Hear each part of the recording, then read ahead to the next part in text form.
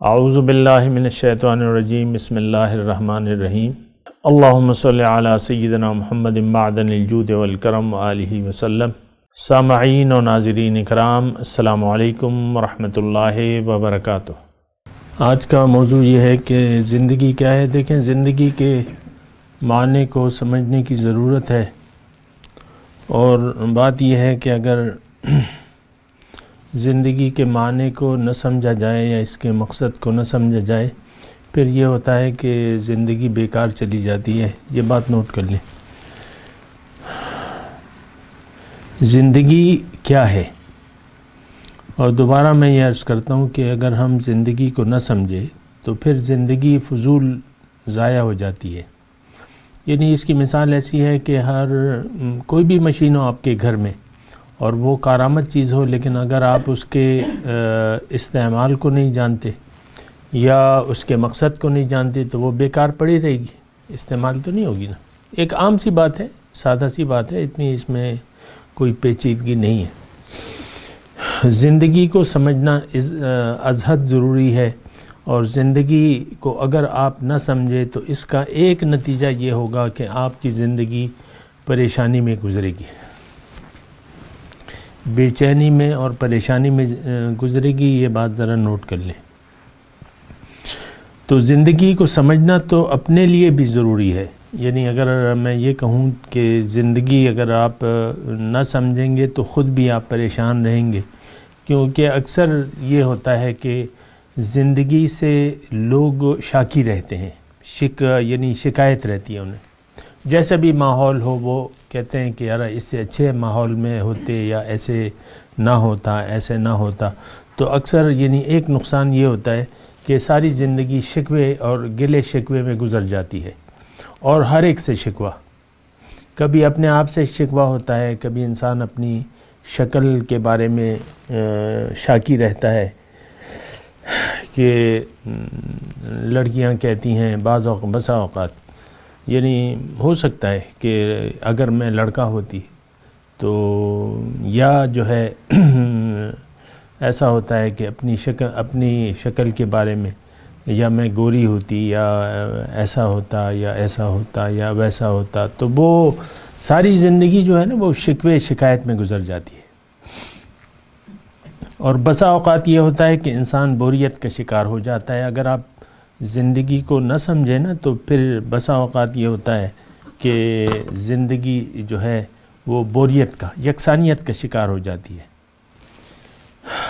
اور ایسا ہوتا ہے کہ انسان جو ہے ایک بے مقصد زندگی گزارتے گزارتے جو ہے وہ اکتا جاتا ہے۔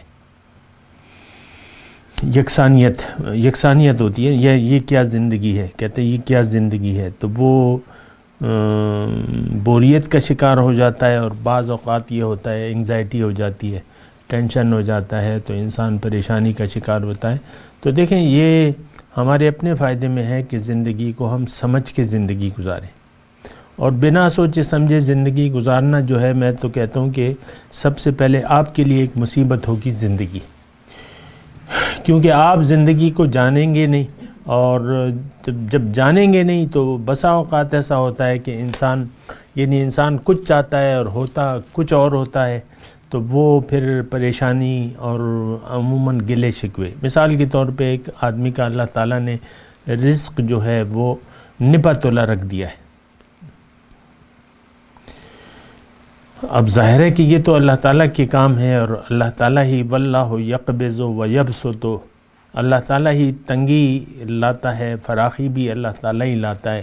لیکن اگر آپ زندگی کو نہیں سمجھیں گے تو یعنی جو نپا تولا رزق ہے عموماً اس میں گلے شکوے شکایت رہتی ہے، اور انسان ایک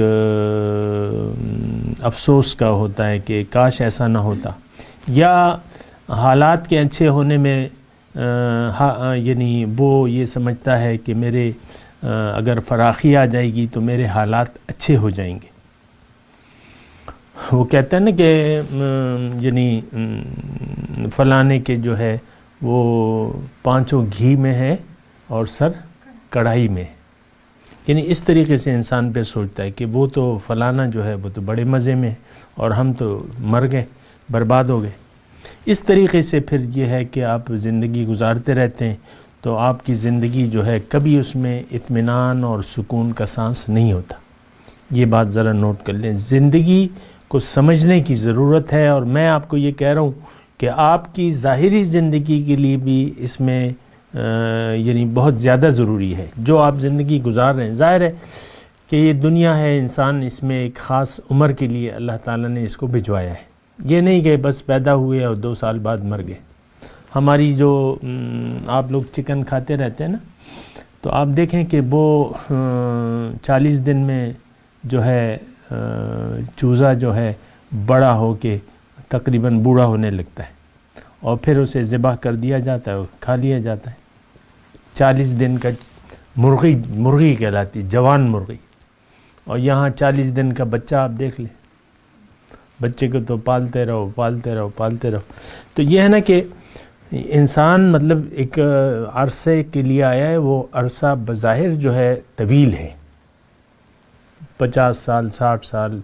تو انسان اگر اسی طرح بے سوچے سمجھے زندگی گزارتے تو یہ زندگی جو ہے، میں آپ کو کہہ رہا ہوں، دوبارہ آپ کو کہہ رہا ہوں کہ زندگی جو ہے آپ پریشانی کے اسباب بہت زیادہ ہو جائیں گے.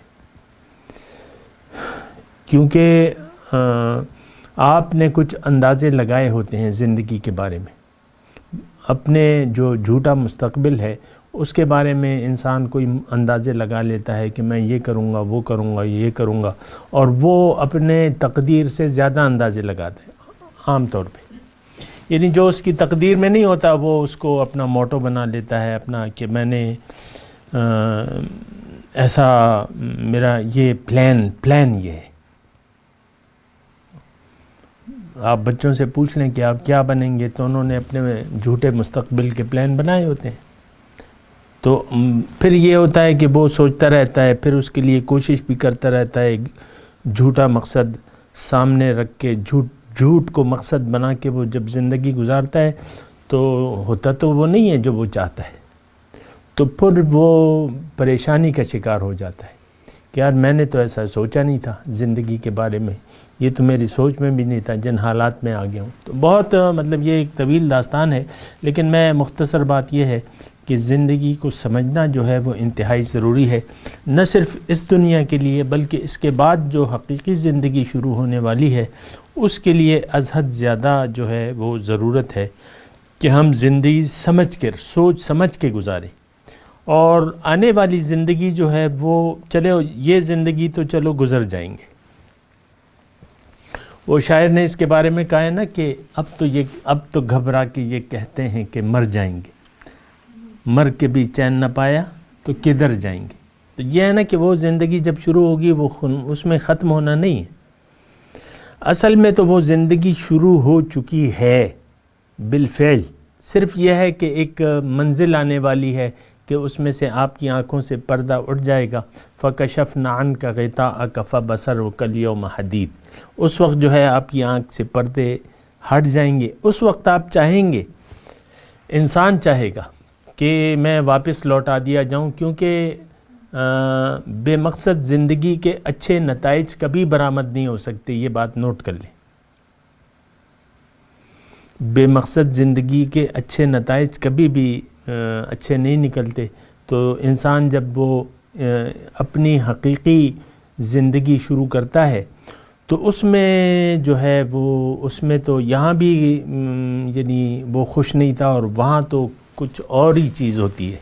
اس وقت وہ چاہے گا، قرآن میں اس کے بارے میں ہے کہ کاش میں واپس کر دیا جاؤں اور میں وہ نہ کروں جو میں نے کیا تھا زندگی میں. لیکن اس وقت واپس لوٹنا نہیں ہوتا. اس کے بارے میں ہم بات کریں گے اگلی نشست میں. مولایا صلی وسلم دائما ابدا علی حبیبک خیر الخلق کلہم.